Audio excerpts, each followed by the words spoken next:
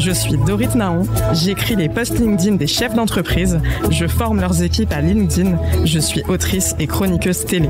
Dans ce podcast pour la rubrique Management de Capital, je vous propose de recevoir chaque semaine des acteurs qui ont su répondre aux nouveaux défis du monde du travail.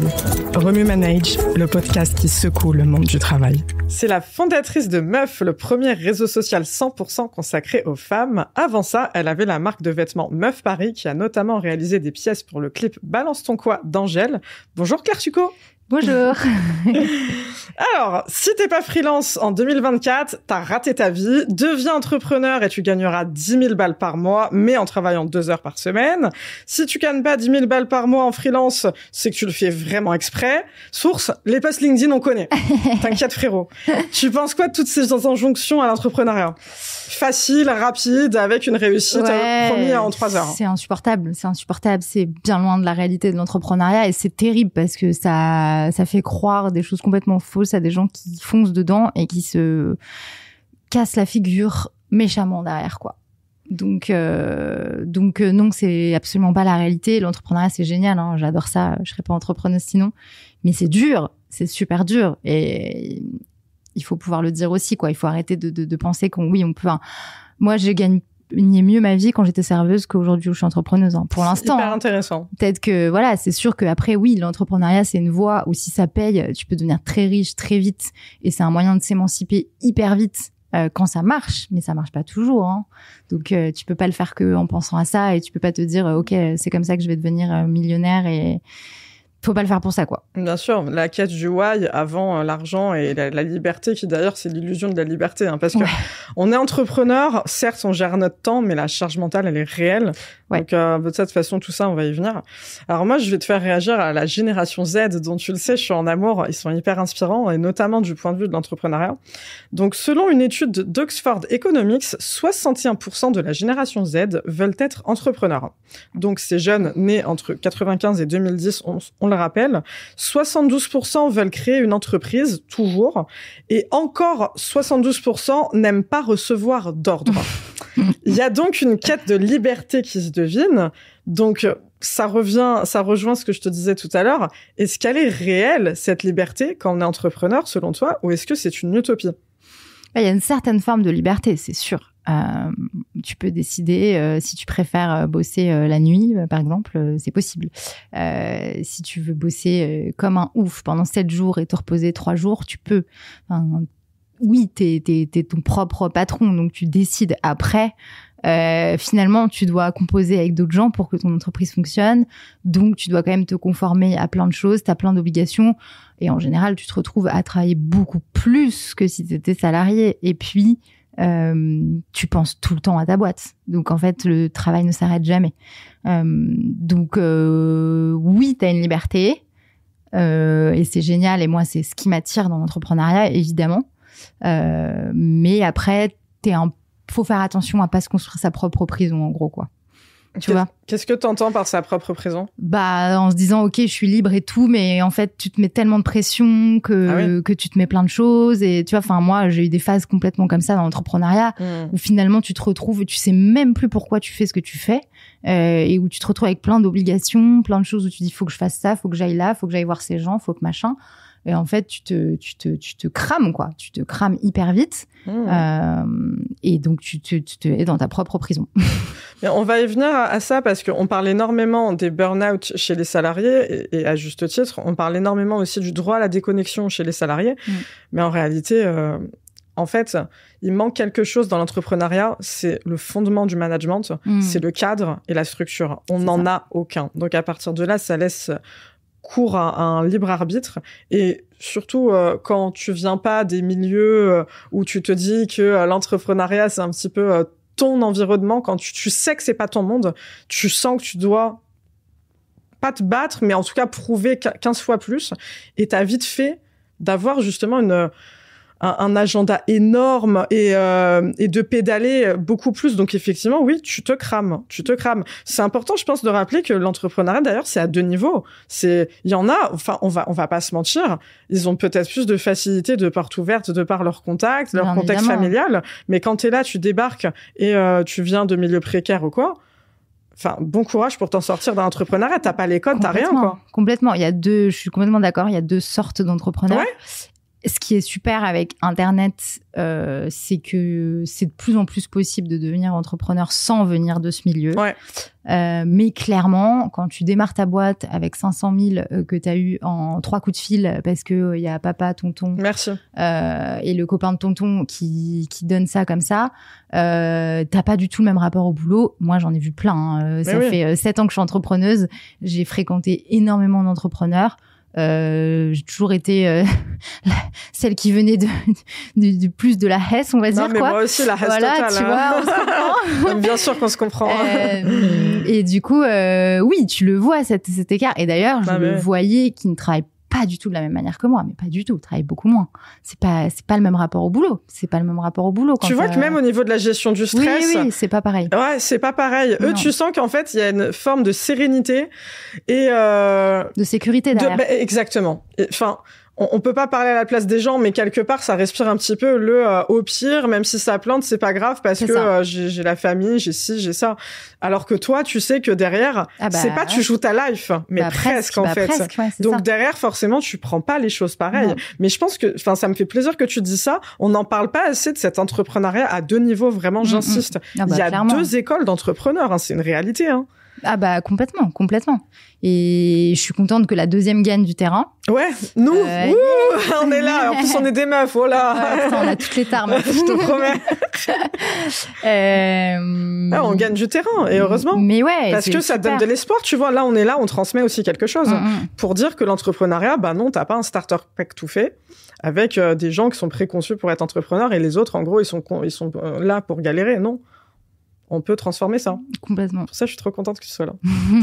Alors, justement, on parlait de charge mentale. On va y revenir parce que, comme tu le sais, comme on le sait, la vie d'un entrepreneur, c'est énormément de charge mentale.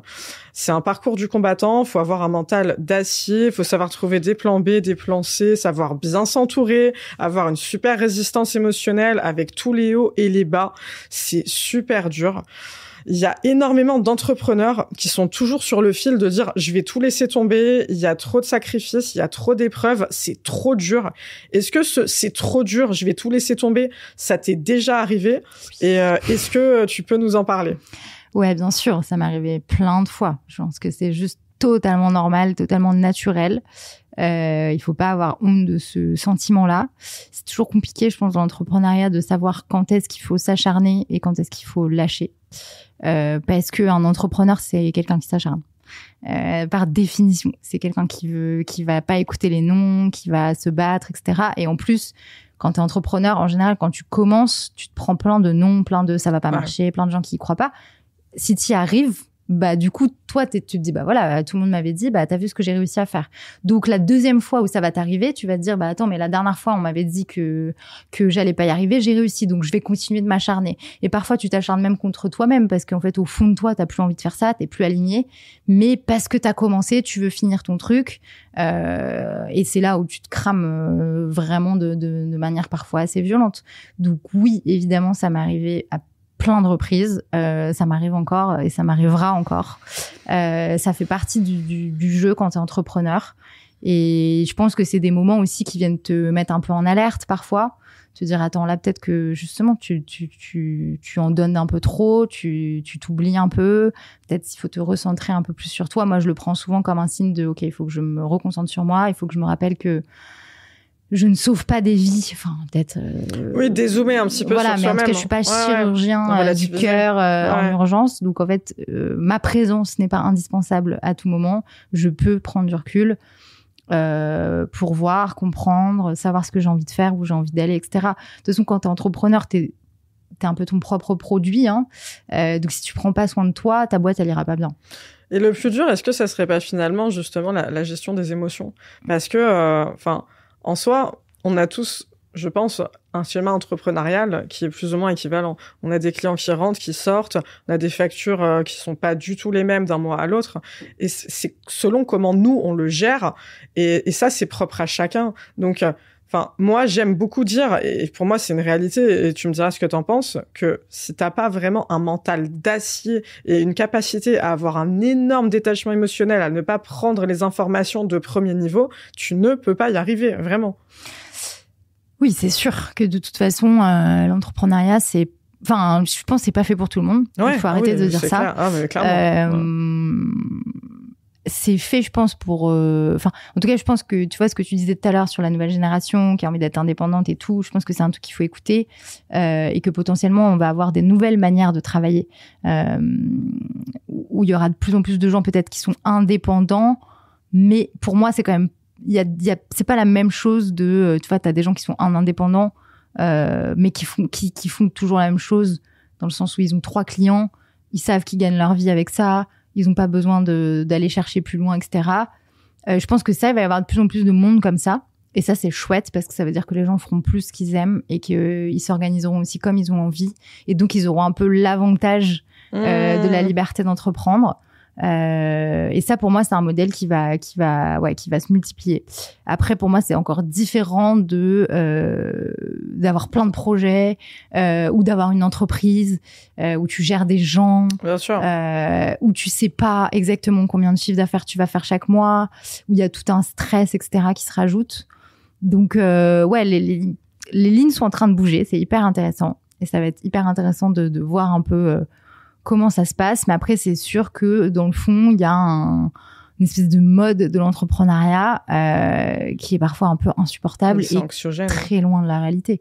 Donc oui, tu vas faire 10K en 3 mois, c'est juste du bullshit, quoi. Mais totalement. Non, mais c'est surtout le truc de dire, en gros, si t'es salarié, t'es inférieur à moi. Oui. Enfin, ça crée des divisions, mais inutiles, en fait. Inutiles. Enfin, tu l'as très bien dit, l'entrepreneuriat, c'est pas fait pour tout le monde. Le salariat, il y a des gens, ils sont très heureux là-dedans. Et le salariat, c'est pas fait pour tout le monde. Le salariat aussi, c'est pas fait pour tout le monde. Du coup, les entrepreneurs existent. Mais c'est ça. Voilà, c'est juste, en fait, le système qui convient le mieux à chaque personne. D'ailleurs, on rappelle que aucun système n'est parfait. Non. L'entrepreneuriat, je pense, on kiffe, je parle en mon nom, mais perso, je kiffe, mais il y a plein d'aspects où, je m'y retrouve pas ouf parce que c'est compliqué. Et je pense, n'importe quel salarié te dira ça aussi. Donc, il y a pas de système bisounours, hein. Non, c'est comme pour tout. On travaille, on est payé, donc, à partir de là. C'est ça, c'est comme pour tout. C'est comme pour une relation. Tu vois, dans une relation, tout n'est pas parfait. Le travail, c'est un peu une relation pour moi. Complètement. Et puis c'est un lieu de vie. Tu passes toute ta vie au boulot, même quand t'es entrepreneur et que t'as pas forcément d'équipe ou quoi. Enfin, tu passes la majorité de ton temps, sauf les personnes qui bossent 1 heure par mois pour gagner 20 000 euros par mois sur LinkedIn, on le sait. Ouais, pour vendre des formations. Oui. Pour te dire comment gagner son argent. Ah oui, mais ça, c'est à la mode de ouf, par contre. Hein. Ah ouais. Des belles pyramides de Ponzi. Complètement. Ça discrédite tellement l'entrepreneuriat, sans déconner, par contre. C'est vrai. Ouais. Alors, tout à l'heure, tu parlais d'échec. Je trouve ça super intéressant parce que la notion d'échec en entrepreneuriat, elle est assez sacralisée, mais dans le mauvais sens. Je vais te faire réagir dessus, notamment sur une étude de l'INSEE qui dit qu'une entreprise sur 5 échoue lors des 2 premières années de son existence et environ 40% échouent dans les 5 premières années. Pour les startups, le taux d'échec serait même de 80%. Comment t'expliques ces chiffres et est-ce qu'on peut vraiment parler d'échec d'ailleurs ? Ouais. C'est des mots qui font peur. Hein. De toute façon, l'échec, on a un rapport en France à l'échec qui est ultra malsain. Traumatisant, je dirais même. Pas du tout le même, par exemple, aux US. Aux US, tu vas faire un entretien d'embauche, on te demande, on te supplie de raconter tous tes échecs et quelles leçons tu en as tirées. Parce qu'un échec, c'est pas, pour moi, ça n'existe pas, en fait, dans le sens où c'est toujours quelque chose qui va t'apprendre quelque chose. Parfois, c'est hyper dur, et on apprend de manière difficile, et parfois, tu le vois pas tout de suite. Et quand tu viens de te le prendre, tu dis oui, bien sûr, allez, il faut positiver, mais c'est bon, à un moment donné, ça va, là, c'est dur. Mais toujours quelques mois après, ça t'a forcément appris des choses sur toi, au moins, sur ta manière de gérer les choses, sur ta manière de gérer ton stress, ta manière de gérer les problèmes. Et souvent, ça t'apprend beaucoup, beaucoup, beaucoup. Et ça te sert tous les jours de ta vie. Donc voilà, déjà, je pense qu'il y a un gros sujet sur la manière dont on voit l'échec et dont on a honte de l'échec en France. Et c'est super dommage parce que c'est ce qui fait avancer, en fait, de comprendre ce qui n'a pas marché, pourquoi ça n'a pas marché. C'est ce qui fait que le reste va marcher plus tard, quoi. Et combien d'entrepreneurs créent des boîtes, 1, 2, 3, 4, c'est la 5e qui fonctionne, en fait. Mais bien sûr.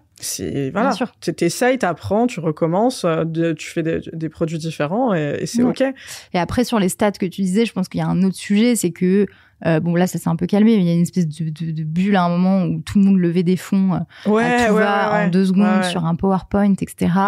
Où l'argent coulait à flot. Non, mais il y a cette vision de la facilité qui est tellement fausse, quoi. Oui. Bah, j'invite tout le monde à essayer de lever des fonds pour comprendre à quel point c'est difficile. Mais toi, t'en sors, alors. Bon, après, moi, je suis une femme, donc forcément, c'est encore plus difficile. On rajoute un niveau de difficulté, évidemment. Mais oui, je pense qu'il y a eu cette espèce de phase-là qui fait que, du coup, on a des stats qui sont terribles derrière parce que c'était que des projets qui étaient pas forcément viables. Il y a beaucoup de gens qui ont juste bullshiter pour lever de l'argent et se faire de la thune un peu tranquille comme ça, quoi. Donc, je pense que ça serait intéressant de revoir les stats, tu vois, dans 5-6 ans. Ouais. Là où aujourd'hui, les financements sont beaucoup plus compliqués. Il faut montrer des modèles vachement plus rentables. Donc, à voir si ça change quelque chose. Moi, je pense que oui. Bah écoute, on se retrouve dans 5-10 ans. Voilà, c'est un rendez-vous, c'est un date. C'est ça. C'était quoi? On s'est donné rendez-vous dans 10 ans. Bon, on se donne rendez-vous dans 10 ans après Prisma Media. Allez, très bien. Allez, ça joue. C'est noté. Bah écoute, on est parti sur l'argent, donc on va rester sur l'argent, je pense, parce que bon, l'entrepreneuriat, c'est quand même assez sacralisé aussi de ce point de vue-là, hein, on va pas se mentir, très en mode, 10 000 balles par mois, facile, tout ça. Sauf que c'est pas du tout la réalité. En tout cas, c'est pas universel, évidemment. Ça existe, bien sûr, mais c'est pas du tout universel.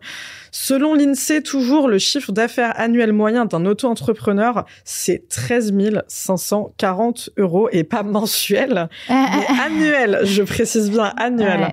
Soit 6% de plus que l'année précédente et 8% par rapport à 2019. On est loin du SMIC LinkedIn à 10 000 balles par mois. Selon beaucoup de fraudes post-anxiogènes. Alors, comment on explique cet éloge de l'entrepreneuriat sur les réseaux sociaux? Et je pointe beaucoup LinkedIn, mais parce que c'est le réseau entrepreneurial par excellence, mais en particulier sur LinkedIn, alors que finalement, on va se le dire, l'entrepreneuriat, contrairement au salariat où tu sais que ton salaire, tu vas l'avoir tous les mois, t'as cette sécurité-là mentale, c'est précaire comme modèle. Comment on explique malgré ça qu'il y ait cet idéal de allez, lance-toi entrepreneur, tu vas être riche, et que ce message se diffuse autant, quoi. Ouais, parce que en fait, ce qui est compliqué quand t'es entrepreneur, c'est que tu montres que le positif. C'est très compliqué de parler du négatif. Même au-delà de l'entrepreneuriat, les gens dans la vie, tous les jours sur les réseaux, pourquoi?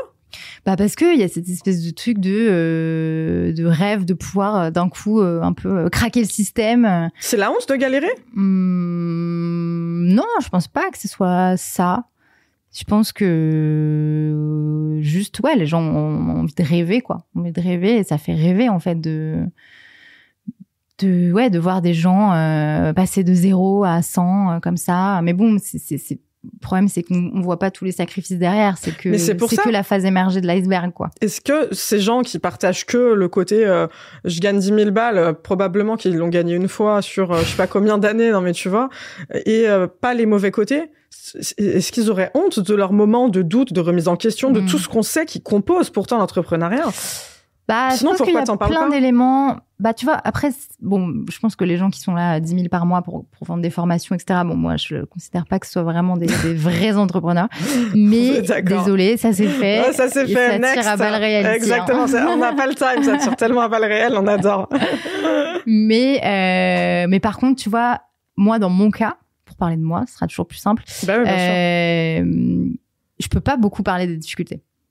Tu vois, parce que je suis publique, que ma boîte est publique, qu'il y a beaucoup de médias, et donc que tu dois quand même toujours montrer une image positive de tout va bien, etc. C'est con, mais pareil, tu vois, moi j'ai des investisseurs, donc toi, toutes mes prises de parole, elles sont susceptibles de les entendre, donc je peux pas commencer à raconter quand ça va pas, en fait. Ouais. Et donc il y a une vraie solitude de l'entrepreneur qui est difficile en vrai.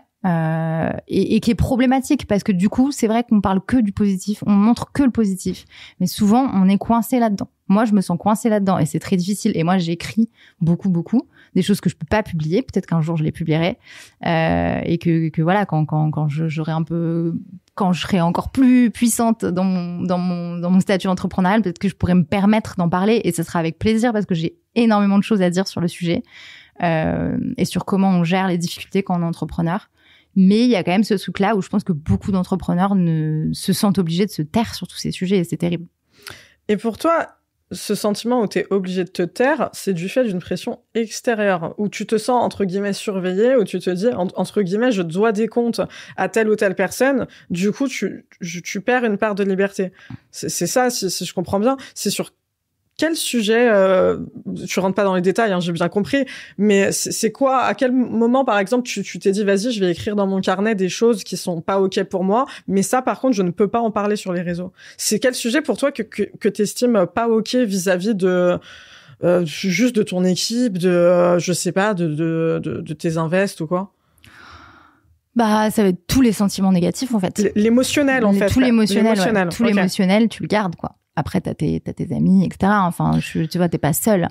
Enfin, il y en a qui sont seuls, évidemment, mais... Ouais. On va y venir, d'ailleurs. Hein. Ouais, mais en tout cas, oui, c'est tous ces sujets où tu te dis, ça peut démotiver un salarié, ça peut démotiver un investisseur. Ouais, oui, mais le désengagement sous tout point de vue. T'as été auto-entrepreneur, toi, avant d'être chef d'entreprise? Non. T'as pas été auto-entrepreneur. Sinon, je t'aurais posé la question de dire si tu vois une différence justement dans cette sensation de liberté que t'estimes avoir un petit peu perdu maintenant qu'entre guillemets t'as des comptes à rendre et que t'es surveillé avec avant, quoi. Ça, c'est un vrai sujet aussi. Hein. Je peux quand même te répondre dans le sens où avant, j'avais pas d'investisseurs et maintenant j'en ai. Donc il y a une petite différence quand même. Bah après, franchement, j'ai des investisseurs incroyable, vraiment. Donc, et tu vois là quand il y a eu des trucs compliqués, parce que du coup donc Meuf a été ultra médiatisée avec sa sortie et c'est génial. Je vais pas m'en plaindre, hein, mais t'as toujours le revers de la médaille quand t'es très médiatisé. T'as aussi beaucoup de haine, notamment sur les réseaux sociaux. Et donc on a eu pas mal de haine. Moi sur quel réseau? Insta principalement. Hein. Moi j'ai eu pas mal de harcèlement là. Bon là ça va mieux, mais tu vois j'ai une petite vague. Pendant une semaine où c'était quand même quotidien sur mon compte perso en plus, donc pas sur Meuf. J'allais te poser la question. Les deux, mais aussi là, sur le perso. Ça a bien dérapé là, d'accord. J'ai reçu des textos et tout, donc tu te dis putain comment les gens ont chopé mon numéro, enfin un peu flippant. Ah ouais, carrément. Et tu vois ça, je me sentais pas de pouvoir en parler publiquement. Mes investisseurs qui ont vu, compris, ont été adorables et m'ont beaucoup soutenu. Et voilà, moi j'ai de la chance d'être ultra bien entourée là-dessus. Où il y a vraiment un côté humain.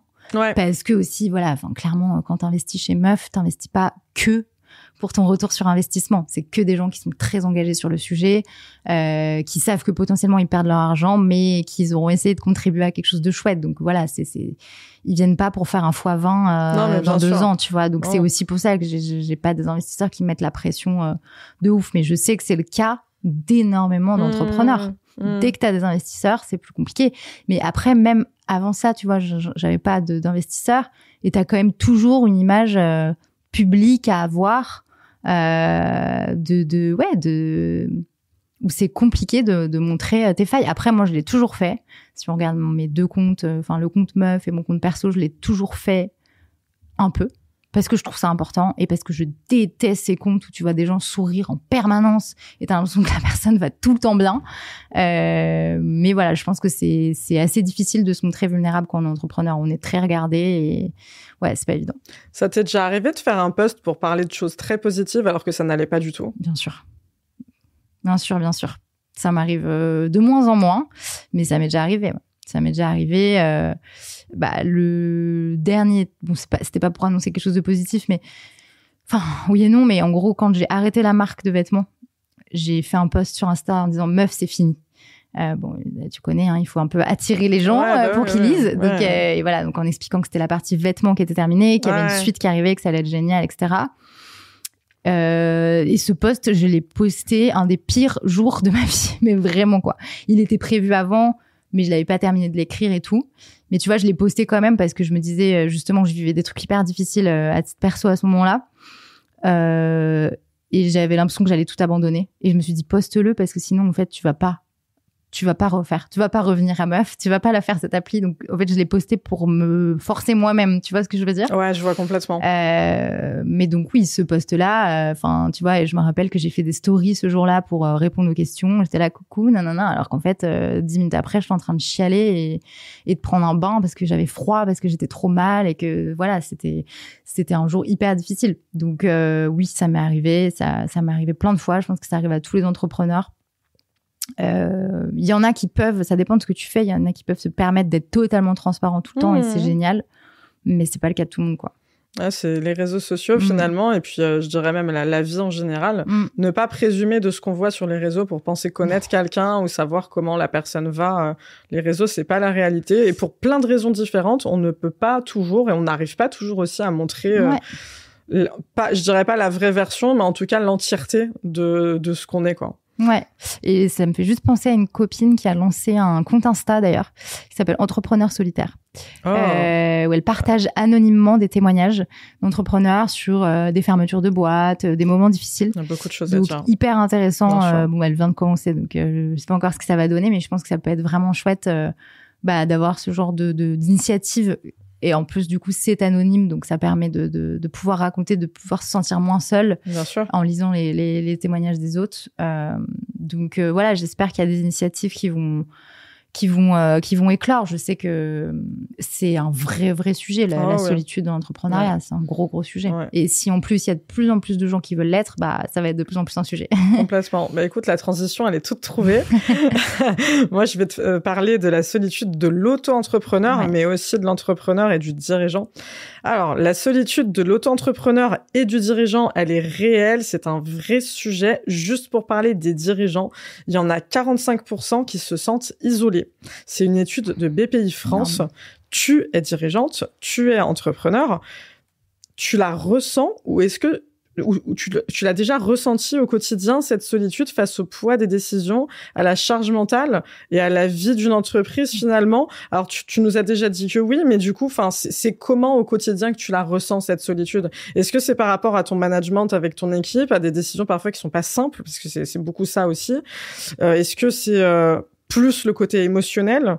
Est-ce que tu peux nous en parler? Ça va être un peu tout, mais c'est sûr que c'est très dur d'être seule. Et d'ailleurs, moi, je cherche un ou une associée au plus vite aussi pour remédier à ça, parce que je pense que moi, c'est plus le côté avoir personne avec qui faire du ping-pong mental sur les idées et les décisions à prendre. Ouais, tu vois.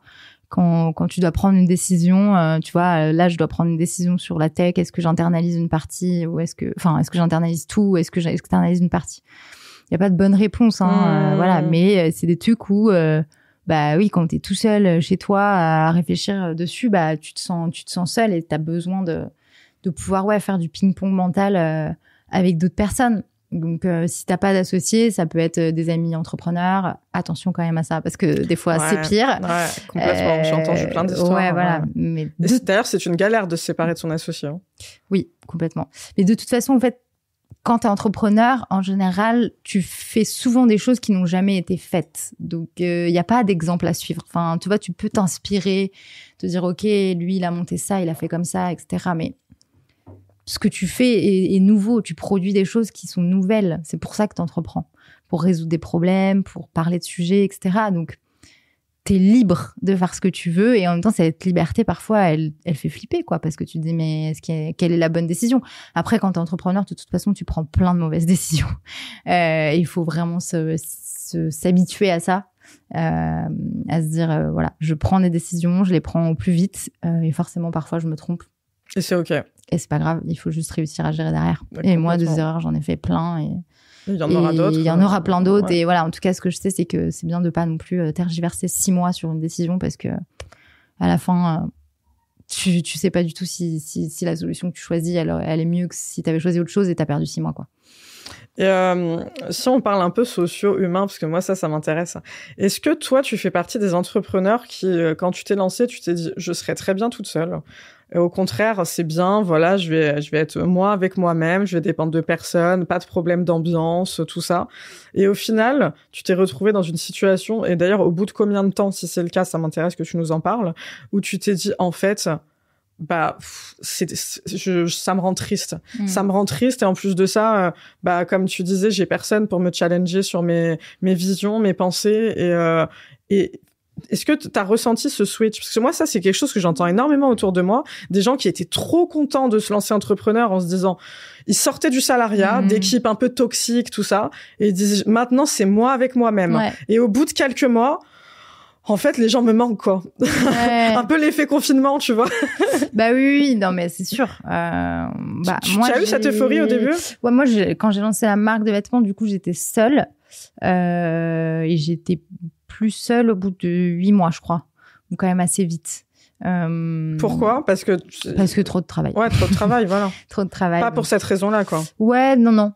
Pour le coup, ça allait. Mais après, j'ai un peu du mal à... Déjà, c'est loin en temps. Mais c'est surtout que quand j'ai lancé ce projet, je savais pas du tout que ça allait prendre cette ampleur. Donc, je me disais, on verra, tu vois. Enfin, c'était pas un truc où je me disais, OK, c'est sûr, ça va cartonner et tout. Donc, ça s'est fait un peu tout seul. Et du coup, tu t'adaptes. L'entrepreneuriat, c'est beaucoup s'adapter. Bien sûr. Et voilà, au début, j'envoyais moi-même mes commandes quand c'était une marque de vêtements. Au bout d'un moment, tu te rends compte que tu fais que ça de la journée et que du coup, tu peux plus avancer sur ta boîte et que donc, c'est là où il faut déléguer la logistique. Et moi, j'ai toujours fait comme ça. De toute façon, quand tu entreprends sans argent, sans investissement, moi, j'ai démarré avec 1 000 €, hein, donc vraiment rien. T'as une logique qui est différente et donc tu fais jusqu'à ce que tu puisses plus faire parce que ça t'empêche de faire le reste et donc tu délègues. Et c'est là où tu embauches, où tu dépenses de l'argent pour améliorer toi ta productivité en fait.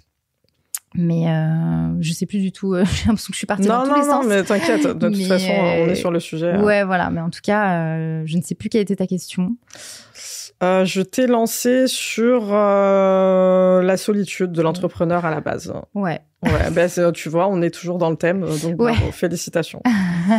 Et moi, maintenant, j'ai envie de t'amener sur les réseaux sociaux à nouveau, parce qu'on en a pas mal parlé, mais ça m'intéresse d'avoir ta vision, mais plus développée sur ce sujet. Parce que les réseaux sociaux, tu l'as très bien dit tout à l'heure, c'est ce qui ouvre la porte à l'entrepreneuriat aujourd'hui. Il y a énormément de métiers, d'ailleurs c'est ce que tu as commencé par dire dans le podcast, qui se font grâce au réseau. Et c'est aussi dessus qu'on peut trouver la force d'oser se lancer en consommant certains types de contenus qui font l'apologie peut-être plus sainement de l'entrepreneuriat. Mais c'est aussi sur les réseaux qu'on peut complexer, se comparer, se faire des fausses idées de l'entrepreneuriat. Ça crée des divisions et même presque des hiérarchies, comme on le disait, entre les salariés et les entrepreneurs. C'est quoi, justement, ton analyse à toi sur l'usage des réseaux sociaux vis-à-vis de l'entrepreneuriat? Qu'est-ce que tu constates? C'est comme tout, quoi. Il y a du bon et du mauvais, hein. De toute façon, dans tout sur les réseaux sociaux, il faut réussir à faire un tri et c'est ça qui est pas évident. Mais voilà, c'est valable pour tous les sujets. Tu vois, enfin, si on prend un autre sujet qui est le body positive, par exemple. Ah, mais quel enfer! Voilà, mais tu vois, t'as des comptes Insta qui peuvent te faire du bien là-dessus, et t'en as d'autres qui, au contraire, vont plutôt t'irriter, etc. Enfin, je pense que c'est plus ou moins sur tous les sujets, il faut réussir à se faire son propre tri et à se dire quand on regarde une vidéo, un réel ou un post Insta ou autre, hein, ou LinkedIn d'ailleurs, est-ce que ça me fait du bien? Ouais, bien sûr, juste ça, c'est personnel. Est-ce que ça m'apporte quelque chose? Et ça peut être des phases aussi, parce qu'il y a des gens, par exemple, qu'on admire, mais qui, pendant une phase, vont nous énerver, j'en sais rien, ou parce que ça résonne avec quelque chose qu'on vit. Bien sûr. À titre perso. Je sais pas, ça peut être, j'imagine, une femme qui vient de perdre un bébé, par exemple, elle va plus vouloir suivre une femme qu'elle adore parce qu'elle montre ses bébés tout le temps. Bon, tu comprends, en fait. Et je pense que, voilà, la personne n'est pas responsable, la créatrice de contenu n'a rien fait. Mais voilà, donc je pense que c'est vraiment à nous, en tant qu'individus, de se construire après dans les réseaux un endroit où on se sent bien, suivre des gens qui nous inspirent et qui nous font du bien, et pas qui nous mettent qui nous font avoir des sentiments d'infériorité, de comparaison. Tout ça, c'est le côté ultra néfaste des réseaux sociaux. Très toxique. Et le droit à la déconnexion des entrepreneurs, ça donne quoi? Est-ce que ça existe? Je sais pas, peut-être pour les autres. Pour les autres, probablement. Ouais, je crois que c'est un peu le concept de l'entrepreneuriat. Après, peut-être aussi quand ta boîte à 5 ou 10 ans, mais est-ce que tu es encore entrepreneur ou est-ce que tu deviens chef d'entreprise à ce moment-là, un peu plus rangé? Mais je pense que, en tout cas, quand tu débutes un projet, mais il est dans ta tête tout le temps, même quand tu dors, tout le temps. Là, tu vois, je te parle, je suis en train de penser quand même à la boîte en parallèle. Hein. Mais en fait, c'est ça la dinguerie, c'est que quand tu es entrepreneur, tu as toujours des onglets ouverts en arrière-plan dans ta tête. Ou peu importe ce que tu es en train de faire, tu te dis, alors là, il me resterait ça à faire pour plus tard et tout. Ta to-do est imprimé dans ta tête en permanence. Ouais, exactement. Et puis, tu as toujours des éléments sur lesquels tu es en train de réfléchir, tu vois. Tu as des trucs où ça, faut que je décide et puis ça tourne, quoi, tout le temps. Ah oui, non, ça s'arrête jamais. Mais parce que c'est toi, c'est ton bébé en fait. C'est ça. Donc tu dépends que de toi. Là où t'as un détachement naturel avec une boîte quand t'es salarié, parce que tu te dis finalement ça tourne sans toi. Là c'est pas le cas. L'engagement il est différent. Mais toi t'arrives à te mettre des plages, des plages de réponse aux mails, des plages de déconnexion. T'arrives à tenir, parce que se la mettre c'est facile, mais tenir une discipline sur ça. Oui, j'y arrive. Après, il y a des phases où c'est impossible. Tu fais quoi?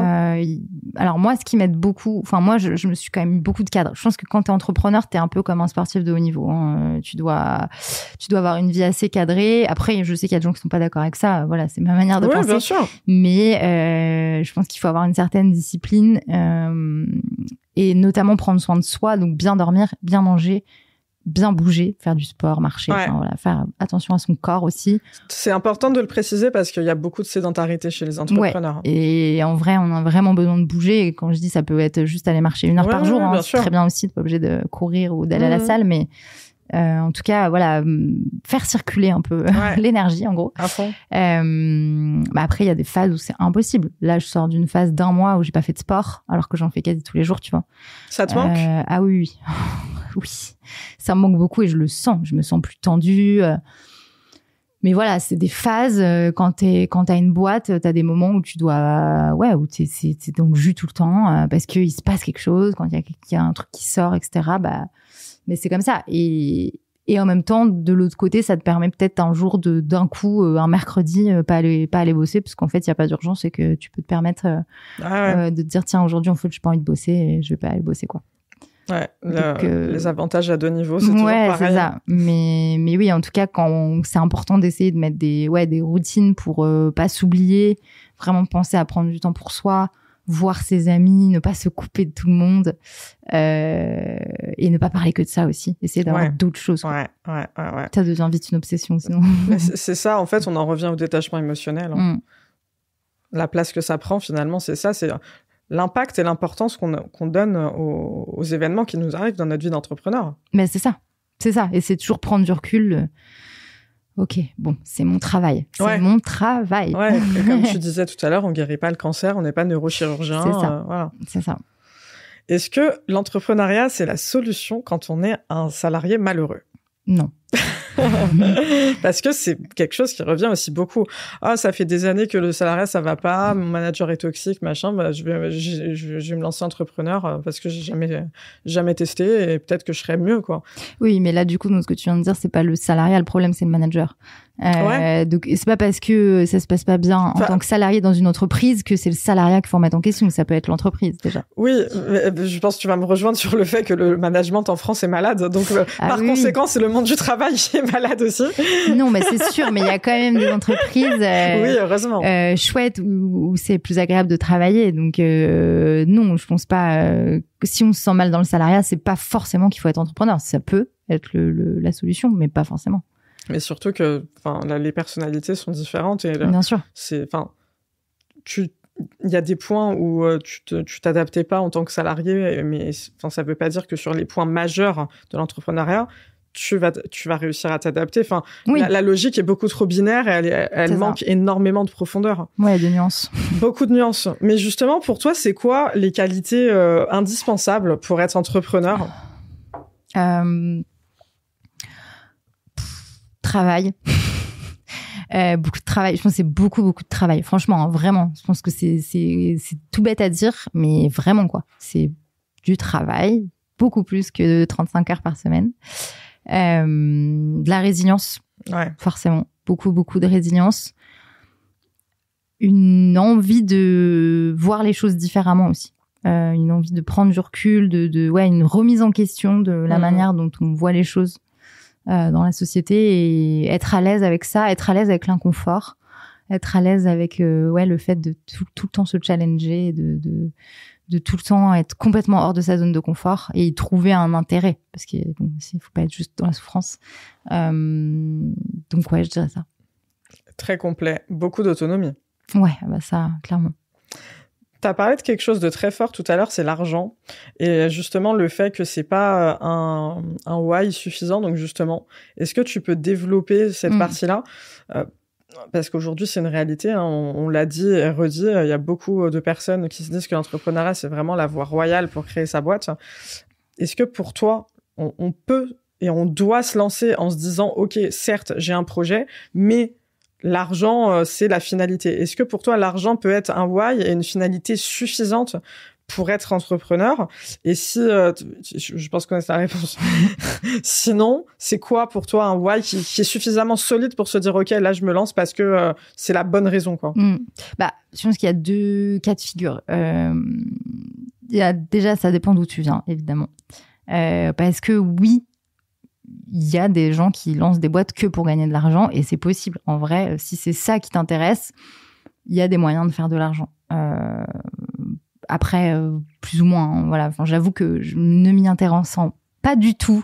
J'aurais un petit peu de mal à répondre à ça. Moi, évidemment, c'est pas du tout ce qui m'anime au quotidien. Et comme je te disais tout à l'heure, je gagnais plus quand j'étais serveuse que aujourd'hui. Clairement, c'est beaucoup de sacrifices, l'entrepreneuriat. Moi, il y a plein de fois où j'ai mangé des pâtes pendant 1 an parce que je pouvais pas me payer et que tu mets tout dans ta boîte, etc. Donc financièrement, c'est beaucoup de sacrifices, l'entrepreneuriat. Après, c'est sûr que quand ça fonctionne, ça te permet d'aller à des niveaux que t'aurais jamais pu atteindre sans ça. Mais pour moi, si t'es drivé que par le fait de faire de l'argent, je suis pas sûre que ça fonctionne et que ça tienne longtemps, parce que c'est tellement dur. C'est tellement dur, et c'est tellement dur de faire de l'argent aussi, hein, je veux dire. Oui, tout. Et puis il y a une énorme différence, tu vois. Enfin, moi, quand je parle des chiffres d'affaires que j'ai réalisés, les gens ils se rendent pas compte, c'est pas sur mon compte. Enfin, c'est le chiffre d'affaires de ma société. Hein. Ça, tu vois, tu dis tu fais 1 million, les gens ils pensent que t'es millionnaire. Ouais, Mais non, pas du tout. Moi, je continue de bouffer mes pâtes. Mais donc voilà, du coup, je te dis ça maintenant, moi ça va un peu mieux, évidemment. En plus, j'ai vendu une de mes sociétés, etc. Donc il y a l'argent que tu fais, il y a les bénéfices que t'en tires, c'est très différent. C'est ça, une fois exactement. que t'as payé tout le monde, que t'as payé tes frais, tes impôts, ton URSSAF, tout. Exactement. Il reste parfois plus grand chose, et donc je pense que être motivé que par l'argent, ça me semble assez casse-gueule, honnêtement. Je pense que ça t'as pas beaucoup de chances d'y arriver, quoi. Donc finalement, ça serait un trait commun entre le salariat et l'entrepreneuriat, c'est la quête de sens pour durer dans le temps. Ouais, complètement. Mais de toute façon,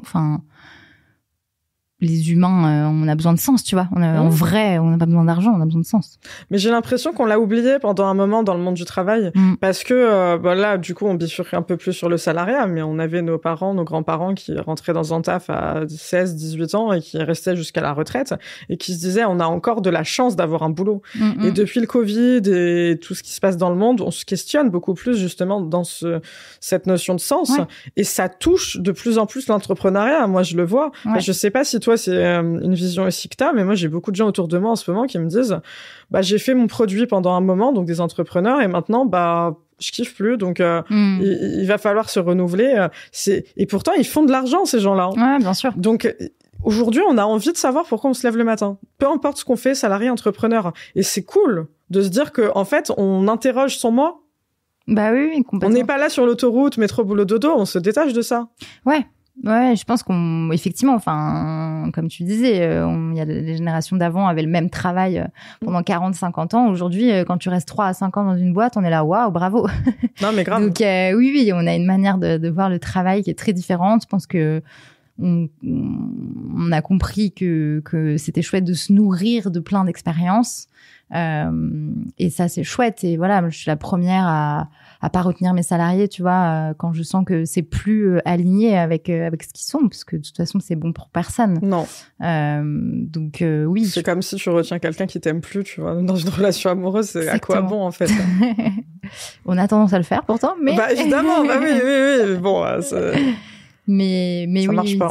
Ça fonctionne pas. dans les deux cas. Conclusion sur la vie amoureuse, voilà. Très profonde. C'est quoi tes projets, Claire? Du coup, donc, en plein recrutement. Donc, s'il y a des gens en quête de sens qui nous écoutent, Meuf est une boîte, je pense, avec pas mal de sens. Donc, recrutement, fin de la levée de fonds, développement de l'appli à fond, avant de partir à l'international avec ce projet. Voilà. Eh ben, écoute, que le bonheur t'accompagne. Merci. C'est un projet extrêmement engageant, très inspirant. Donc, beaucoup de bonnes choses pour la suite. Merci beaucoup. Merci énormément pour tes belles énergies, Claire Succo, autour de ce sujet de l'entrepreneuriat. Merci de m'avoir invitée. Prends soin de toi. Toi aussi. Merci d'avoir écouté ce podcast. Si vous avez aimé, abonnez-vous sur votre plateforme préférée, ajoutez des étoiles, des likes et des commentaires. Rendez-vous la semaine prochaine.